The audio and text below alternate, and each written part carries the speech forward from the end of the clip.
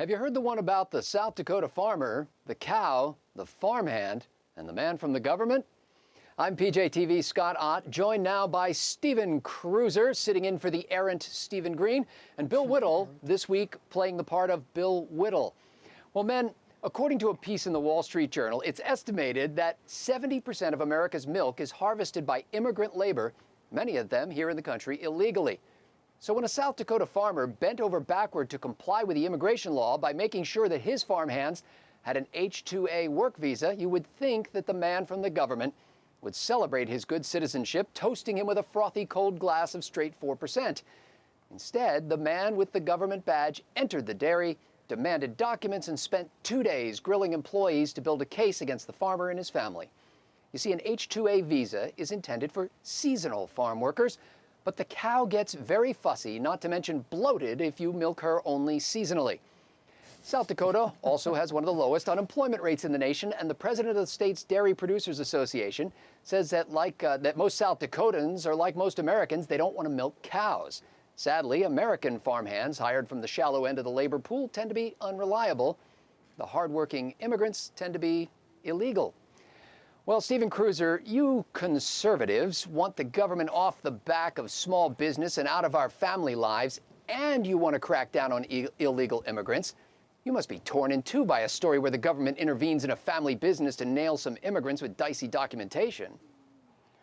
Well, it just proves my long-standing theory that the government hates small business, especially the liberals, more than they hate illegal immigrants right now. They're trying to hurt the small business here. But in reality, this is the kind of thing that happens when the feds try to fix something, when they get involved locally, is that they can't help themselves. They have to muck it up because they don't. When you're reaching from Washington all the way across the country or halfway across the country to fix something, the layers of bureaucracy in between screw you up so badly that there's no way the end result can be good. And that's what we're seeing here. They're trying to do one thing correctly, and in the process of doing one thing correctly, they screw 3 or 4 more things up.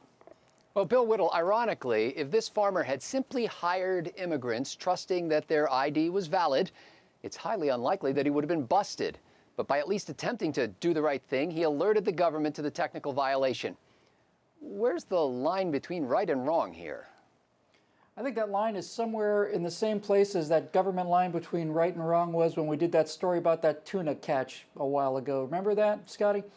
About the guy who had permits on his boat and he caught a tuna in a net and he shouldn't have caught it in a net, and he immediately calls the government and calls the hotline and says, hey, I've got this and I've got a tuna permit, but it's for a line, but I caught it in a net. And a guy who just did every single thing he possibly could to comply with this endless series of regulations and laws, only to have the federal government come in, confiscate that tuna, which was worth thousands or tens of thousands of dollars, one of the biggest tunas ever caught.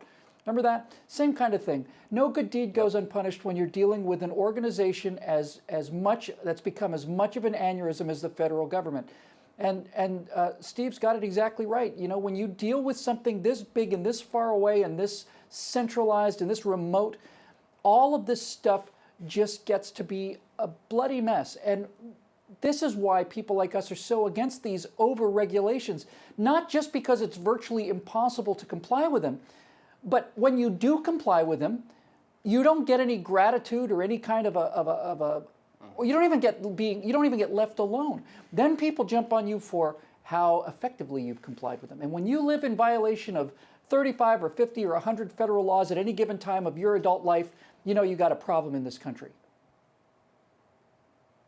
And of course, when you're a Holstein farmer, nothing's really black and white. Meanwhile, back on Capitol Hill, the Senate last week passed a farm bill that would replace federal subsidies designed to stabilize milk prices with a voluntary federal insurance program that features a progressive rate structure that increases with farm size and discourages farmers from producing too much milk when prices are low. And oh, by the way, several dairy industry groups are lobbying Congress right now to repeal a 1937 law that sets the price of milk nationwide. Well, Stephen, it's tough to make a profit in dairy farming. Aren't you glad the federal government is finding new ways to guarantee that farmers don't have to suffer the wild ups and downs of the free market? I think instead of college entrance exams, what we should do is take students now, bring them in a room with a panel, and have them explain the relationship between the federal government and farmers and what actually happens now. Because it is one of the most convoluted things. Some farmers are not supposed to farm because that helps this. Some farmers are supposed to farm. This farmer gets paid handsomely to be a farmer who never sees a farm, and nobody knows what's going on anymore. And we've seen time and time again, it's no big secret, that federal involvement in the market makes things a nightmare. The costs always go up, people always do less, and it just gets uglier and uglier as we go. And I have no idea what's going on with the farm. I don't even pretend to anymore. When people try to explain it to me, my eyes glaze over and I just go off to some blissful place. Perhaps a farmland thing that's not being farmed anymore, or a seasonally milked cow. You know, I just think about those kinds of things. No, the federal government needs to stay out of the market forever. Federal government forever. Goodbye to the feds. Well, Bill, how do we justify the fact that the federal government still controls the price of milk the way it did during the Great Depression, before the advent of interstate highways and refrigerated trucking? Well, there's no way to justify it except to say that isn't this really the kind of Faustian bargain that you get when you get farm subsidies? I mean, aren't these two things fundamentally tied together? I'm not a farmer. I don't know a single thing about it. But that doesn't stop me from having a strong opinion on it. But the fact of the matter is that when you start taking federal subsidies, you start inviting the federal government into your workplace. And I would be curious to know how farmers feel about this, because I think most businessmen would say they would be willing to give up subsidies if they could get rid of the regulations. I don't think you get a chance to do both. I think that this is the Faustian bargain you make when you get things like price supports and subsidies. Now it's their business. Same thing with healthcare, right, Scotty? Isn't that one of the strongest arguments we make about not having the federal government take over healthcare? Because when they do, all of a sudden, I've got a stake in your behavior now that I'm paying for it.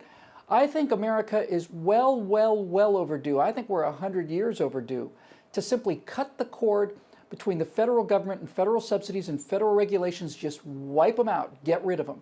And then let states and local communities decide whatever particular regulations they want to have in place for them in place.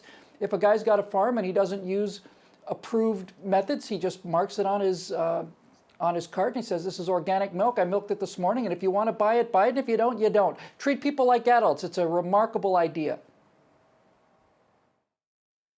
What a novelty. Well, our friends on the left think we make too much of government intrusion in the erstwhile free markets. But we've just heard 3 different ways the government intervenes in a business that's just trying to get your crunch berries wet. What would happen if the government didn't fix milk prices? Let farmers find their own way to insure against the supply-demand roller coaster, and honored good faith efforts by businesses to play by the rules, not by storming the cow barn and dragging the farmer to court, but by facilitating the legal hiring of farm workers.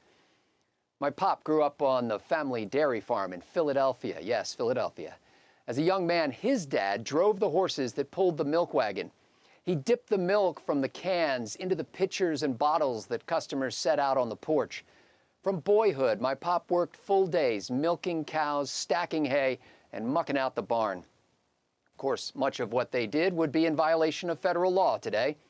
But something tells me the milk tasted better back then, with a little more butterfat and a lot less government. For Stephen Cruiser, Bill Whittle, and the entire Trifecta crew at PJTV.com, I'm Scott Ott.